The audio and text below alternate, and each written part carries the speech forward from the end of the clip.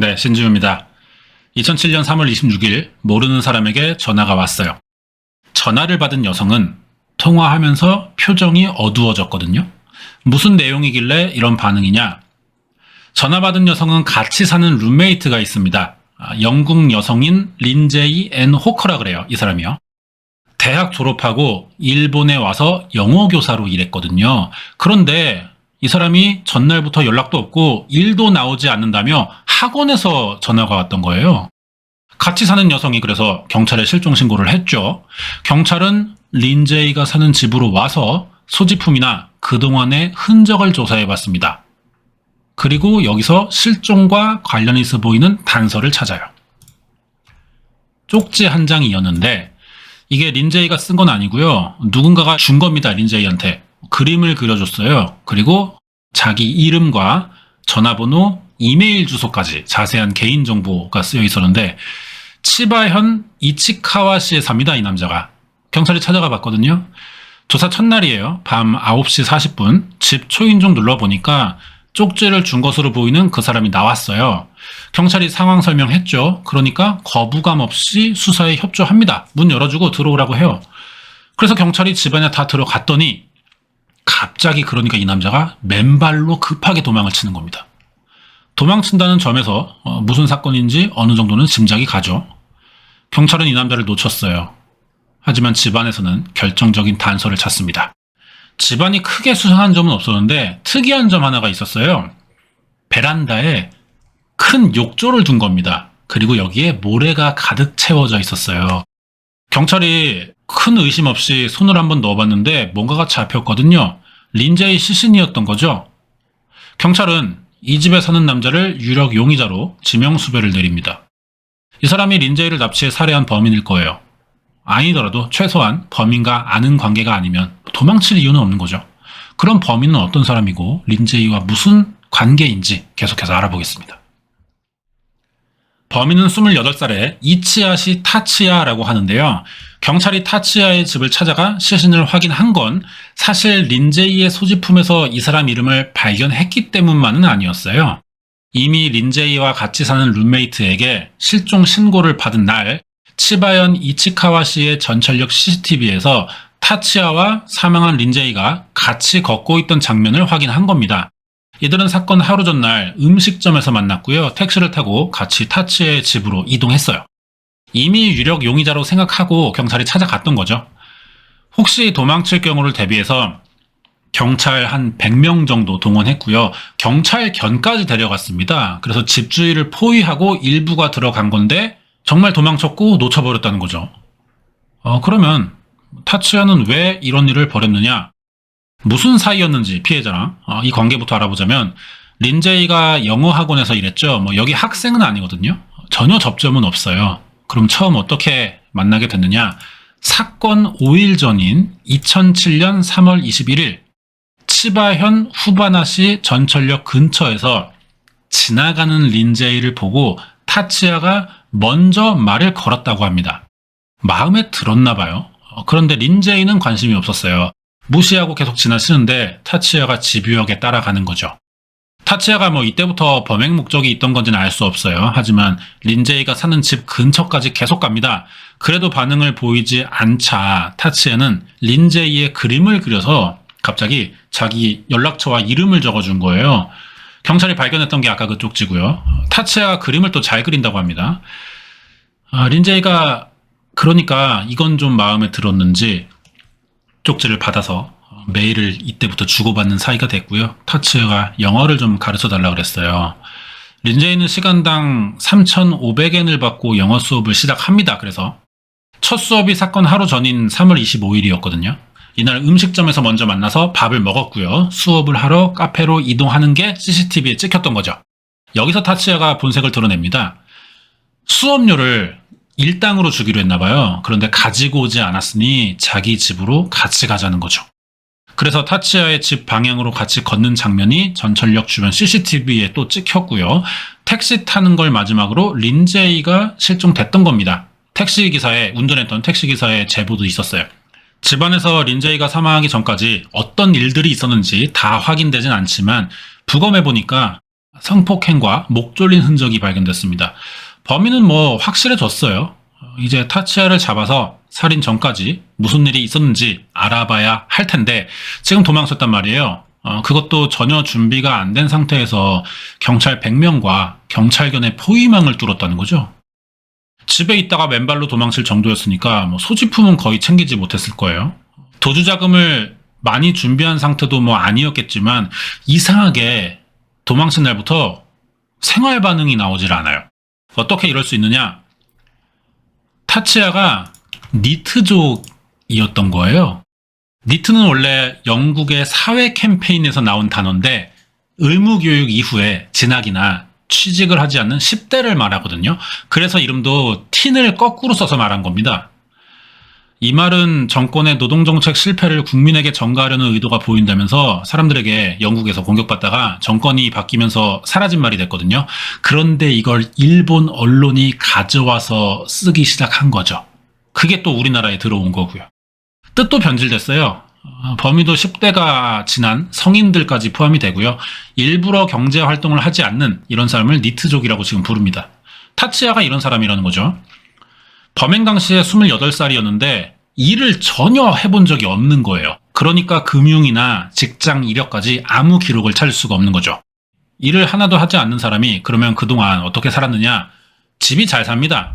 타치야가 1979년생인데 부모는 둘 다 의사예요. 그래서 매달 15만 엔 정도 생활비를 받아 살았고요. 경찰이 찾아간 집은 할머니 이름으로 계약돼 있었어요. 뭐 집에만 있고 뭐 친구들도 크게 만나고 뭐 그러지 않으니까 소비가 큰 사람은 아니거든요. 그래서 굳이 일하지 않고 뭐 이 정도 돈이면 생활이 가능했던 것 같습니다. 부모가 어릴 때부터 자식이 해달라는 건 거의 다 들어줬는데요. 이게 28살까지 일할 생각이 없던 게 아닐까 싶지만 어릴 때는 성격이 또 달랐다 그래요. 유전자가 좋다 보니까 공부를 잘했습니다. 운동도 잘해서 뭐 친구 관계 좋았고요. 부모 따라서 의대 진학을 준비했어요. 그런데 시험에 떨어졌다는 거죠. 여러 번 재수도 했지만 결국 의대에 가지 못하게 되면서 성격이 어두워졌고요. 성적은 더 떨어집니다. 결국 의대 진학은 포기했어요. 이렇게 목표가 사라졌고 생활의 의지가 사라지게 됐던 거죠. 다시 수사로 돌아와서 타치야는 도망치다가 쓰레기장에서 샌들과 옷을 주워 갈아입고요. 자전거를 훔칩니다. 알고 보니까 5만 엔 정도의 돈은 가지고 있었어요. 그런데 이 돈으로 부족하니까 여자친구에게 전화를 걸어요. 여자친구가 있었거든요. 같이 도망치자고 했지만 전화를 받지 않습니다. 여자친구는. 그래서 혼자 도망칠 수밖에 없었는데 도망치면서 가장 처음 한 일이 뭐냐? 편의점에서 실과 바늘, 칼을 샀어요. 그러더니 병원 화장실을 갑니다. 여기서 뭐 했냐면은 코와 입을 실로 꿰매서 묶고요. 커터칼로 입술을 잘라가지고 성형을 한 거예요. 혼자서. 그리고 키타칸토를 거쳐서 일본 끝인 아오모리현까지 도망치는데 중간에 아르바이트도 하면서 돈을 계속 모아요. 도주 자금으로 쓰는 거죠. 나중에는 일거리를 찾으러 오사카까지 내려왔다가 뭐 시코쿠 섬도 갔었고요. 23개 지역을 돕니다. 거의 전국 일주 수준이었어요. 왜 이렇게 지역을 옮겨 다녔냐면 신분을 드러내지 않고 할 수 있는 일들만 찾으러 다닌 거죠. 하지만 이런 일들은 애초에 많지가 않으니까 전국을 돌아다니면서라도 일을 계속해서 돈을 모으고 나중엔 무인도에 들어가 혼자 살 생각이었대요. 100명이었던 경찰은 50명을 늘립니다. 타치야를 다시 찾으러 다녔어요. 지명수배 포스터 3만 장을 뿌렸고 타치야에 관한 정보를 주는 사람에게 100만 엔을 준다는 포상금도 걸었는데 경찰이 초조했거든요. 그동안 알아본 일본 사건에 비하면 경찰의 이런 대처는 적극적이에요. 실종 신고인데도 첫날 바로 수색을 시작했고 놓치긴 했지만 일단 경찰견을 동원하고 포상금도 걸었죠. 왜 그랬냐면은 범인을 빨리 잡는 게 당연히 중요하지만 피해자가 영국인이라서 그런 건데요. 사건이 영국으로 알려지면서 이게 또 외교 문제가 될 조짐이 보였던 거죠. 그래서 현상금을 나중엔 1000만 엔까지 올렸지만 생활 반응이 일단 없고 얼굴까지 바꾼 사람을 찾기가 너무 어려웠던 겁니다. 타치야는 이렇게 2년 7개월째 도망 다녔고 2008년 10월엔 나고야의 성형외과에서 수술을 받아 얼굴을 또 바꿨어요. 이때 지명수배 전단에서 본 얼굴과 타치야가 비슷하다는 걸 눈치챈 성형외과 직원이 경찰에 신고했는데 이미 수술 다 받고 도망친 뒤였거든요. 하는 수 없이 새 수배 전단을 만들어서 다시 뿌리게 됩니다. 그래서 이렇게 2장의 사진이 공개됩니다. 언젠가 범죄 사건 검색하거나 커뮤니티에 올라온 이런 게시글 보면서 한 번씩은 본 적이 있는 얼굴일 거예요. 성형외과 직원의 진술로 새 몽타주가 만들어지면서 아직도 이시야치 타치야를 검색하면 이 2장이 항상 나옵니다. 이때 타치야는 건설회사 일용직으로 일하던 중이었어요. 새벽 5시에 출근해서 오후 8시에 퇴근합니다. 이렇게 열흘마다 65,000엔씩 받았거든요. 도주 중이니까 아무 때나 일을 그만둘 수 있게 10일 단위로 재계약했던 거죠. 거기에 이 회사는 기숙사도 있었습니다. 여기에요. 환경이 그렇게 좋지는 않지만 타치야 자체가 사람이 활동 반경이 크지 않고요. 일이 끝나면 기숙사에만 있었기 때문에 외부에 노출은 잘 안 됐을 거예요. 실제로 도주 생활은 안전한 편이었다고 합니다. 당연히 성형 후의 사진이 알려지기 전까지만 그랬을 거예요. 이때 일하던 건설회사는 전국을 돌면서 일용직으로 일하다 2번째로 취직을 한 곳이에요. 2009년 10월까지 1년 2개월 정도 일했고요. 붙잡힐 때까지 54만 8천엔 정도 벌었대요. 우리 돈으로 그러니까 550 정도 번 거죠. 열흘 단위로 재계약했으니까 중간에 공백인 날이 많겠죠. 일을 하지 않는 날. 그리고 겨울에는 건설 현장이 또 일이 많이 없으니까 아침 5시부터 저녁 8시까지면 15시간인데 이 정도 일한 것 치고는 많이 못 벌었던 거예요. 기숙사비 내고 생활비 빼면은 거의 일을 안 한 거나 마찬가지겠죠. 이 회사에도 새로 만든 지명수배 전단이 이게 붙었습니다. 이때 타치야는 검은 안경에 수염을 기르고 있었거든요. 이걸 보고 비슷해 보인다고 생각한 회사 사람이 혹시나 해서 사진에 검은 안경과 수염을 한번 그려본 겁니다. 그 사진이에요, 이게. 그랬더니 너무 똑같아 보였다는 거죠. 2009년 11월 5일 하지만 자기 신원이 드러났다는 생각에 타치야는 안경을 벗고 면도를 합니다.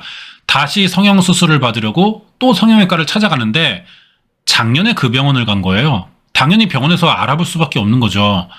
그래서 병원은 어떻게 대처했느냐? 일단 수술 날짜를 잡습니다. 그래서 돌려보내고 경찰에 신고했어요. 수술 당일이 됐죠. 경찰은 이 병원에 잠복했는데 타치야가 나타나질 않아요. 이 사람이 눈치가 엄청 빠른지 위기 상황 때마다 잘 도망치고 있죠. 하지만 경찰 추적으로 5일 만에 고베에서 체포당했습니다. 잡힌 곳이 페리 승강장이었는데 페리가 배예요. 오키나와로 가는 배를 타려고 했던 것 같죠. 그런데 수술받은 지 얼마 안 됐고 붓기가 좀 남아있을 겁니다. 얼굴도 좀 부어있는 데다가 수상한 행동을 보이니까 신고가 들어갔던 것 같아요. 체포 당시 타치야 가방엔 현금 31만 엔과 총에 넣어서 쏘는 최루가스탄 2개 그리고 추리소설을 가지고 있었어요. 아마 소설에서 최루탄을 이용한 탈출하는 내용을 좀 보고 위급할 때 사용하려고 닌자처럼 펑 하면 사라지는 좀 이런 식의 상상을 하고 준비해봤던 것 같아요. 타치야는 이미 오키나와의 오하라는 무인도를 4번이나 갔었습니다. 여기서 식량이 떨어지면은 직접 물고기나 개를 잡아먹었고요. 독사를 먹은 적도 있어요. 이렇게 3개월을 살았다고 하는데 여기를 또 들어갈 생각이었던 거죠. 만약 이날 배를 타는데 성공했으면은 체포가 더 늦어졌을 겁니다. 타치야는 2009년 11월 10일 욕조에 린제이를 살해 유기한 죄로 체포됐고요. 성폭행 사실은 2달 뒤에 밝혀지면서 12월 23일에 성폭행 치사로 한 번 더 체포됐어요. 재판은 2년 넘게 계속됐는데 2011년 7월 4일 타치야의 변호사는 검찰이 주장하는 살인과 강간치사죄에 반박하면서 린제이를 사망하게 만든 사실은 인정하지만 사리가 없었고 목을 조른 뒤 인공호흡을 시도했었다는 점에서 상해치사죄와 강간이라고만 주장했습니다. 하지만 검찰은 린제이의 목뼈가 부러져 있었다는 점과 갈비뼈에 금이 가거나 충격에 의한 흔적이 없었다는 거죠. 그러니까 이건 인공호흡을 시도하지 않았다는 증거라고 반박했고요. 사건 전날에 여자친구가 자고 가도 되는지를 연락한 적이 있대요. 이때 타치야가 피곤하다고 거절했지만 저녁은 같이 먹고 새벽까지 같이 있었다고 합니다. 계속. 이 점으로 볼 때 여자친구가 집에 오는 걸 거절한 이유는 다음 날 린제이를 데리고 오기 위해서일 것이며, 그렇다는 건 린제이를 노린 계획 범죄라고 주장했어요. 그러면서도 타치야는 전과가 없고 피해자도 한 명뿐이라 사형은 내릴 수 없다면서 무기징역을 구형합니다. 판사는 검찰의 구형을 받아들였는데 린제이 가족은 사형을 원했거든요. 항소했어요. 하지만 2심에서도 무기징역이 나왔습니다. 일부는 살인범의 사형을 꽤 선고하는 편이에요.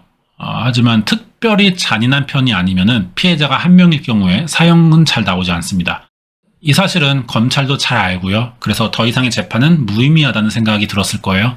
변호사도 무기징역 이하로는 힘들다는 판단을 했겠죠. 그래서 서로 상고를 포기하면서 무기징역이 확정됐고 타치야는 지금 나가노 감옥에서 살고 있습니다. 사건 내용이 여기까지인데 관련된 이야기도 좀 해보자면요. 사건이 일어났던 곳은 치바현이죠. 여기에는 또 다른 유명한 사건이 있었어요. 이치카와시 고등학생 일가족 살인 사건이라고 제가 예전에 미친 고딩이라고 올렸던 것 같아요. 여기 링크 해두겠습니다. 이 사건은 범인 검거에 중요한 제보를 했던 사람이 셋이에요. 나고야 성형외과와 체포 당일 위치 정보를 제공했던 페리 회사, 그리고 타치야를 태웠다는 택시 회사인데, 택시는 왜 개인이 아니고 회사가 받는지는 모르겠지만 세 곳이 1,000,000엔씩을 받았습니다. 그리고 타치야가 잘생긴 편이래요. 제 생각이 아니고요. 일본에서 그렇게 생각하는 사람들이 있다는 겁니다. 대학교 때는 팬클럽이 있을 정도였다는 기사가 있었거든요. 그런데 성형하고 나서 더 잘생겨졌다고 그런 뉴스가 있어요. 이게 검거 당시 사진인데 의도치 않게 좀 좋은 각도로 찍혔습니다. 그래서 이 사진 보고 좀 분위기 있다면서 사람이 팬클럽이 인터넷에 생긴 거죠. 성을 따서 이치하시의 걸, 여잔가 봐요. 이치하시의 걸이라는 이상한 여자들이 또 나타났었다고 하고요. 그러자 이런 인터넷 사이트와 팬클럽을 비판하는 사이트도 만들어지면서 타치야를 놓고 서로 싸우는 이상한 상황이 또 벌어지기도 했죠. 마지막으로 타치야는 감옥에서 수기를 썼어요. 240페이지 분량이고요. 집에서 맨발로 도망치던 때부터 체포 직전까지의 도피 내용입니다. 자기가 직접 도주 경로까지 그려가면서 자세하게 해놨는데 이게 책으로 출판되면서 많이 팔린 거죠. 인세를 꽤 벌었는데 정신을 차린 건지는 모르겠지만 이 돈을 유족에게 전달하고 사회에 환원하겠다고 밝혔거든요. 그런데 이게 재판 전에 나왔어요, 책이. 그러니까 유가족이 엄청나게 화를 냈고요. 인세를 받지 않았죠. 검찰은 또 이게 동정여론 만들어서 감형돼 보려는 수작이 아니냐 이렇게도 재판에서 이야기했었는데 판결에 영향을 주지는 않았고요. 무기징역이 저지른 형대로만 따져봤을 때 타당하다는 판단이 됐던 것 같아요. 밖으로 나올 일은 없을 겁니다, 아마. 여기까지예요.